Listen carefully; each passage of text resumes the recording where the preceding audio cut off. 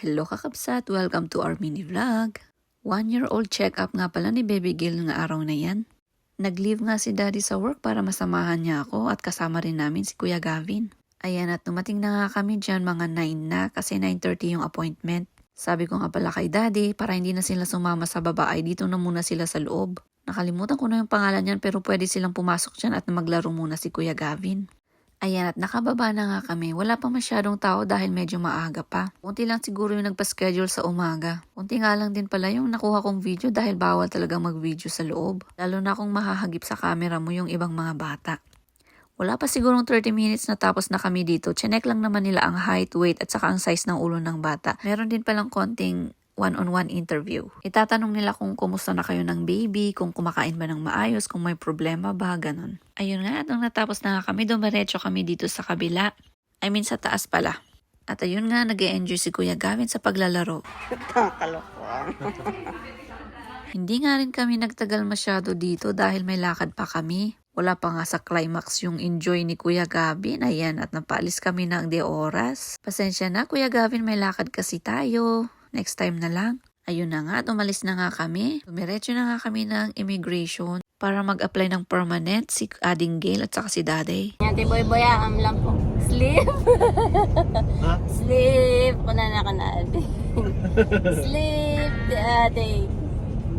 Huminto nga muna kami sa kumbini para mag-photocopy ng mga importanteng documents. Ang gaganda ng mga nadadaanan naming sakura.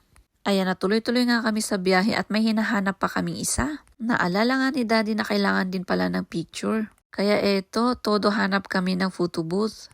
Yung mga photo booth machine na nakakalat sa mga shops. Malapit na nga kami sa immigration at nadaanan namin tong park na to. Sabi ni Daddy nga dito na muna nga kami kakain mamaya.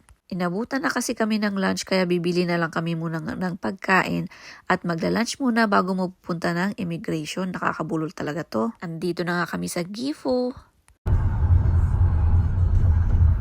Buti na lang dito sa Valor na napuntahan namin ay meron kaming nakitang photo booth machine. Ayan at kumuha muna ng picture si Daddy bago kami pumasok sa loob para bumili ng pagkain.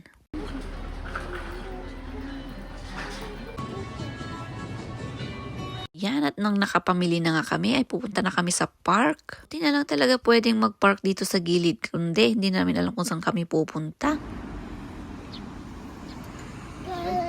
Super nagandahan kami sa park na to. Nasa gitna siya ng kalsada. Nag-enjoy nga kami dahil habang kumakain kami ay pinapanood naman namin yung sakura. Yes. Lagi deh. Come here, Abel. Let's eat off. Falling. Di ba may pan yan? Slow mo. Super nakaka-amaze talaga yung pag-ulan ng sakura. Para siyang pag slow mo, para siyang, alam mo yun, sa Korean novela, sa mga sa mga drama scenes. O diba, nag-enjoy ang lahat. Happy family. Minsan na nga lang talaga kami makalabas ng ganito. Dahil super busy palagi si Daddy sa work. At nasatisfy na nga kami sa lunch namin ay dumiretso na kami sa immigration. At nung pumasok nga kami ay buti na lang din hindi masyadong madami ang tao. Kaya kahit medyo makulit ang 2 batang ito hindi sila masyadong nakakaistorbo. Buti na lang at wala na silang kinailangan at mag-aantay na lang kami ng resulta. Katapos nga namin dyan ay diretso na yung uwi namin. Yun lang po sa ngayon. Maraming salamat sa panonood. God bless. Bye!